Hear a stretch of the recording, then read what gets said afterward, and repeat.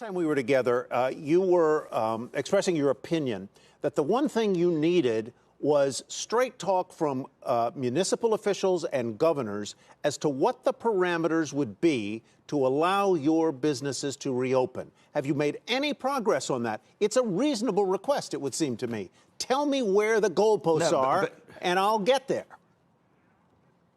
You know, they don't know where the goalposts are. And I've said this before, and I'm going to say it again, okay?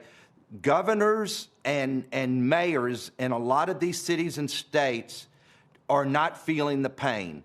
And the problem is they're still getting their paycheck every week or every 2 weeks. And you know, it's amazing. We all live in our own financial silo. And if you're not feeling the pain, you can't make good decisions. And you're sitting there in New York and cases are so down and they won't even let us open our restaurants at 25%.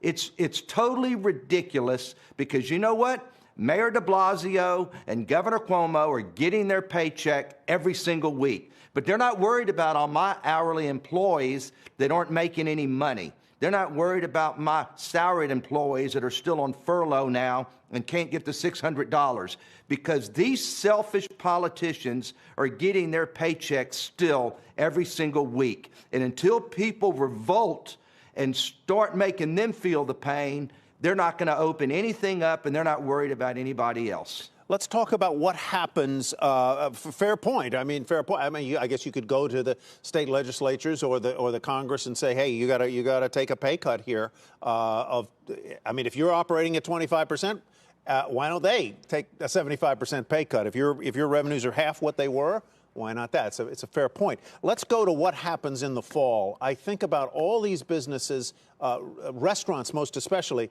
where you're having outdoor dining.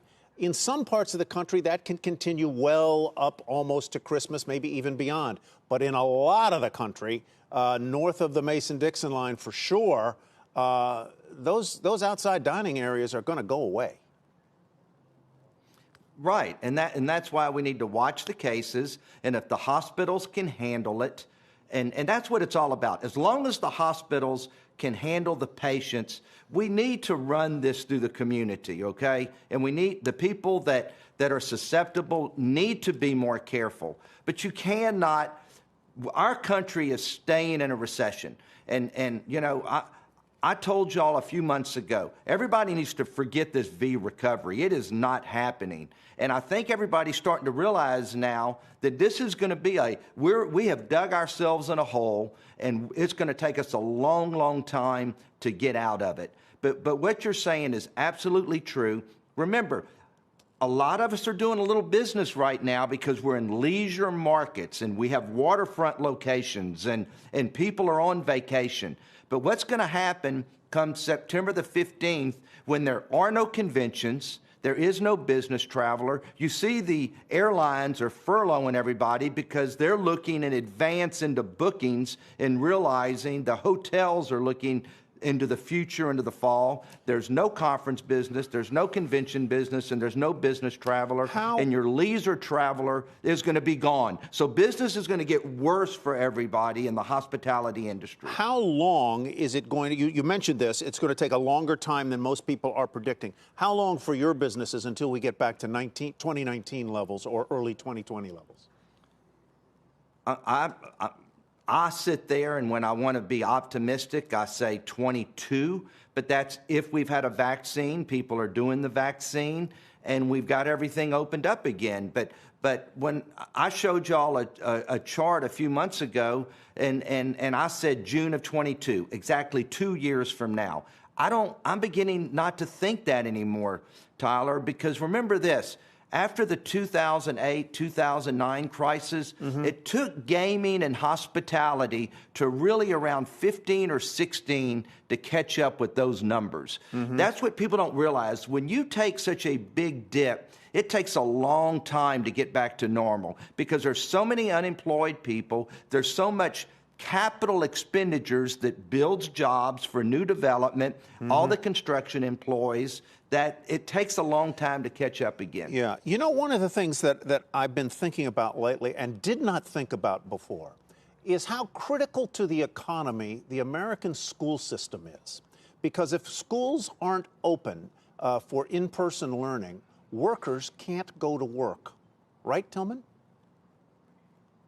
100%. And, you know, I'm chairman of the board of regents for the University of Houston and have been for years. And I was on the phone with our chancellor this morning, Renu Couture, who's one of the truly top chancellors in the United States. And we have a huge system with over 100,000 students and 5 campuses.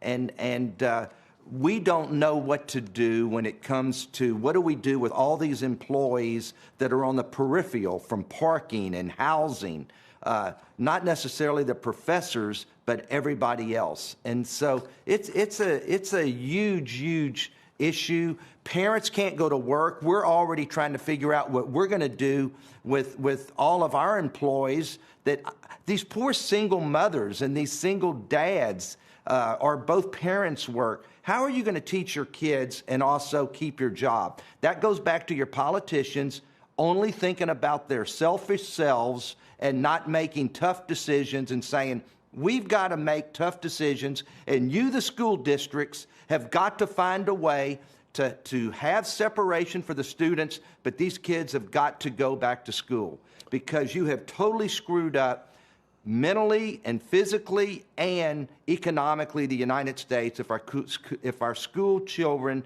cannot go back to school.